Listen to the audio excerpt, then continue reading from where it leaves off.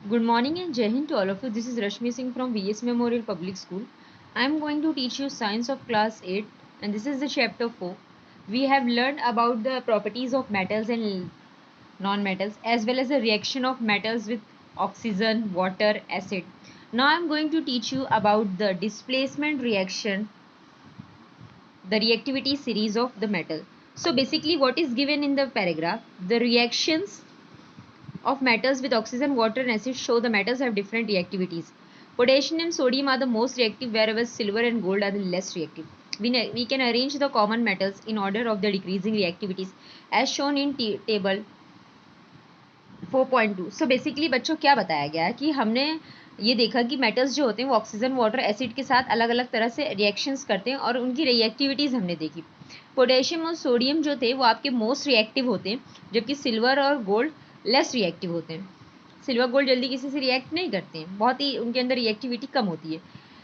सो इसी के अकॉर्डिंग हम इन मेटल्स को इनके डिक्रीजिंग रिएक्टिविटी ऑर्डर में अरेंज कर सकते हैं, जो आपके टेबल 4.2 में. ये बहुत ही इम्पॉर्टेंट टेबल है. इसमें आप एरो देख रहे होंगे, ये डिक्रीजिंग रिएक्टिविटी एरो है. अगर हम नीचे से चेक करें तो ये आपके लेस रिएक्टिव मेटल्स हैं और पोटेशियम सोडियम आपके मोस्ट रिएक्टिव मेटल्स हैं. तो आप सबसे पहले तो ये याद रखिएगा कि आपको ये टेबल लर्न होनी चाहिए. जब आपको ये टेबल लर्न होगी तो आप क्वेश्चन आंसर्स ईजिली सॉल्व कर पाएंगे. रिएक्टिविटी सीरीज ऑफ मेटल्स, तो ऐसा अरेंजमेंट, मेटल्स का ऐसा अरेंजमेंट जिसमें उनके डिक्रीजिंग ऑर्डर में रिएक्टिविटी शो की जाए, उसी को आप रिएक्टिविटी सीरीज ऑफ मेटल्स कहते हो. देखो डिफरेंशिएशन क्या लिखी है. An arrangement of metals in decreasing order of reactivity is called reactivity series of metals. तो अगर हम पूछेंगे कि पोटेशियम एंड हाइड्रोजन में कौन सबसे ज़्यादा रिएक्टिव है, तो आप कहोगे पोटेशियम, क्योंकि पोटेशियम एकदम टॉप पे है, ये डिक्रीजिंग ऑर्डर है. सबसे नीचे कौन सा है? गोल्ड, फिर silver, mercury, copper, hydrogen, lead, ऐसे करके. अगर हमने पूछा कि गोल्ड एंड कैल्शियम में कौन सा ज़्यादा रिएक्टिव है, तो आप कहोगे कैल्शियम, क्योंकि रिएक्टिविटी सीरीज में गोल्ड सबसे नीचे है.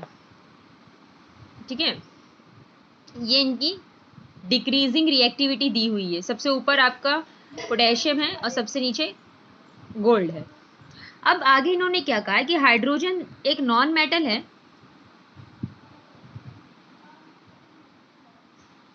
हाइड्रोजन आपका एक नॉन मेटल है और वो भी सीरीज में उसे भी जगह दी गई है, क्योंकि वो भी आयंस फॉर्म करते हैं.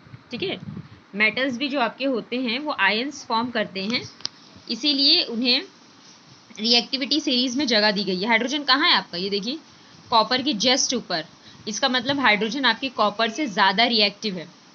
You have read that some metals can replace other metals with their salt solution. It has been observed that the more reactive metals can replace a less reactive metals. Thus, a metals can replace another metal placed below it in the reactivity series, but cannot replace a metal placed above it in the reactivity series. The reaction which one metal replaces the another from its salt solution is called displacement. So, displacement reaction क्या होता है? Displacement reaction वो reaction होता है जिसमें एक metal किसी metal जो कि सॉल्ट सोल्यूशन में कोई दूसरे मेटल को रिप्लेस कर दे. ठीक है, कोई मेटल सॉल्ट सोल्यूशन में प्रेजेंट किसी दूसरे मेटल को रिप्लेस कर दे. और वो रिप्लेस कब कर पाएगा? जो मेटल आपका ज़्यादा रिएक्टिव होगा वो अपने से लेस रिएक्टिव मेटल को ईजिली रिप्लेस कर पाएगा.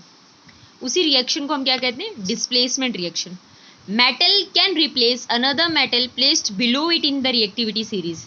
अगर मैंने कहा कि पोटेशियम मर्क्यूरी को रिप्लेस कर पाएगा, तो आप कहोगे हाँ, क्योंकि पोटेशियम जो है वो आपका मोर रिएक्टिव है, वो मर्क्यूरी को ईजिली रिप्लेस कर पाएगा. तो इस तरह के जो रिप्लेसमेंट वाले रिएक्शंस होते हैं उन्हें हम डिस्प्लेसमेंट रिएक्शन कहते हैं. अब हम एग्जाम्पल्स देखेंगे यहाँ. In the reactivity series, iron is placed above the copper. Therefore, these observation prove that metal can replace another metal placed below it in the reactive, but cannot replace the metal placed above in the series. Magnesium, zinc, and aluminum being above the copper in the reactivity series can replace the copper from its salt solution. देखो, सबसे पहले हम देखेंगे हमारा magnesium कहाँ है. Magnesium आपका ये रहा है, एल्यूमिनियम, जिंक, कैल्शियम, और कॉपर आपका रिएक्टिविटी सीरीज में नीचे है. तो ईजिली से ये कॉपर को रिप्लेस कर सकते हैं. ईजिली ये कॉपर को रिप्लेस कर सकते हैं. तो अगर हम यहाँ देखें मैग्नीशियम प्लस कॉपर सल्फेट।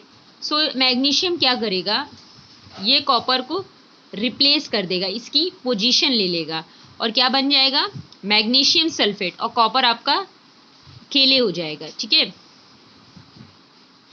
इस तरह इसी रिएक्शन को क्या कहते हैं, डिस्प्लेसमेंट रिएक्शन।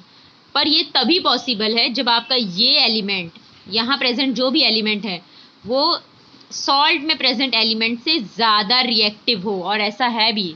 मैग्नीशियम देखिए, मैग्नीशियम आपका ज़्यादा रिएक्टिव है कि नहीं, ये देखिए मैग्नीशियम आपका कैल्शियम से, कॉपर से सॉरी, ज़्यादा रिएक्टिव है, इसलिए ये इसको रिप्लेस करके मैग्नीशियम सल्फेट बना लेगा। हमने चैप्टर में क्वेश्चन आंसर सेकंड में क्वेश्चन दिया था, give 3 example of reaction between metals and water to show the different metals have a different reactivities. So basically इसमें क्या है, देखिए इसका आंसर मैंने ये लिखा था कि reaction of metals with water, sodium potassium calcium react विग्रेसली with water giving of a heat. इस रिएक्शन में हमने देखा कि सोडियम रिएक्ट्स विद वाटर। तो ये क्वेश्चन मैं आपको इसलिए बता रही हूँ क्योंकि कुछ बच्चों ने मुझे डाउट क्लियर करने के लिए कहा था, तो मैंने सोचा आपको इसमें डाउट्स क्लियर कर दे। सोडियम वाटर से जब रिएक्ट करेगा तो सोडियम हाइड्रोक्साइड बनाएगा और प्लस हाइड्रोजन गैस। पोटेशियम जो वाटर से रिएक्ट करेगा तो पोटेशियम हाइड्रोक्साइड बनाएगा प्लस हाइड्रोजन गैस। हमने जब मेटल्स की प्रॉपर्टीज पढ़ी थी तो हमने देखा था कि जब भी कोई मेटल किसी मेटल वाटर से रिएक्ट करता है तो या तो वो हाइड्रोक्साइड बनाता है या तो ऑक्साइड्स बनाएंगे। ठीक है, तो यहाँ हमने डिफरेंट सोडियम पोटेशियम और कैल्शियम्स ले लिए जो वाटर से रिएक्ट करके सोडियम हाइड्रोक्साइड, पोटेशियम हाइड्रोक्साइड और कैल्शियम हाइड्रोक्साइड बनाएंगे प्लस हाइड्रोजन गैस। सो ये आपका शॉर्ट आंसर 2 था। इसके बाद एक क्वेश्चन था डिस्प्लेसमेंट रिएक्शन के ऊपर, state whether displacement reaction will occur if the following are mixed, give the reason and give the reaction. So basically ये आपका डिस्प्लेसमेंट रिएक्शन के ऊपर क्वेश्चन है जो मैंने आपको करवाया है लॉन्ग आंसर में। ये देखिए ये आपका लॉन्ग आंसर है जो मैंने इसको करवाया था। तो इसमें क्या दिया हुआ है, पहला क्वेश्चन उन्होंने पूछा कि कॉपर सल्फेट जिंक के साथ रिएक्ट करेगा कि नहीं। सो अगर जिंक क्योंकि मोर रिएक्टिव है, zinc is more reactive than copper and it is placed at the top of the reactivity series above the copper, thus the displacement reaction occur as a zinc displace the copper from the copper sulphate. तो ये हमने कहा कि zinc जो होता है वो copper से ज़्यादा रिएक्टिव होता है, और जब वो कॉपर से ज़्यादा रिएक्टिव होता है तो जो सॉल्ट होगा, ये आपका जो सॉल्ट होगा कॉपर सल्फेट जो सॉल्ट है इसमें रिप्लेस कर देगा, कॉपर को रिप्लेस करके कॉपर की जगह खुद ले लेगा और जिंक सल्फेट बनाएगा, और इसी रिएक्शन को क्या कहते हैं, डिस्प्लेसमेंट रिएक्शन।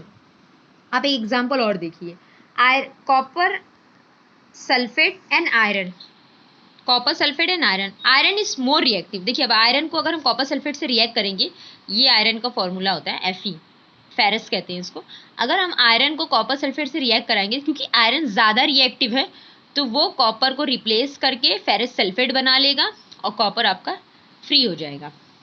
नेक्स्ट है जिंक सल्फेट एंड कॉपर। अब देखिए कॉपर का रिएक्शन अगर हम जिंक सल्फेट से कराएंगे, कॉपर का रिएक्शन हम जिंक सल्फेट से कराएंगे, तो आप बताइए कॉपर ज़्यादा रिएक्टिव है कि जिंक। तो हमने अपनी रिएक्टिविटी सीरीज में देखा था कि जिंक ज़्यादा रिएक्टिव है, तो कॉपर जिंक की जगह कैसे ले पाएगा, और इसलिए यहाँ कोई रिएक्शन नहीं होगा। हमेशा याद रखिएगा अगर आपकी रिएक्टिविटी सीरीज जो आपका मेटल है जिससे आप रिएक्शन कर रहे हो, अगर ये सॉल्ट के मेटल से ज़्यादा रिएक्टिव नहीं है, अब यहाँ सॉल्ट क्या है, यहाँ ये आपका सॉल्ट है, ठीक है, सिर्फ NaCl ही नहीं, ये भी आपका सॉल्ट है।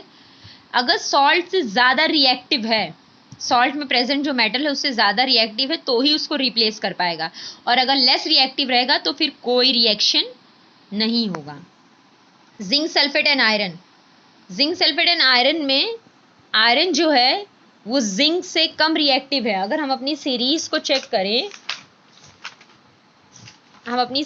चेक करें, तो देखिए जिंक आपका ज़्यादा रिएक्टिव है, आयरन कम रिएक्टिव है, आयरन उससे नीचे है, तो इसीलिए आयरन जिंक की जगह नहीं ले पाएगा और कोई रिएक्शन नहीं होगा। आप लोग एक बार इसे अपने बुक में देख लीजिएगा बच्चों, पेज नंबर 64 पे है, और अगर नहीं समझ में आएगा तो आप मुझे इन्फॉर्म कर दीजिएगा। थैंक यू, जय हिंद।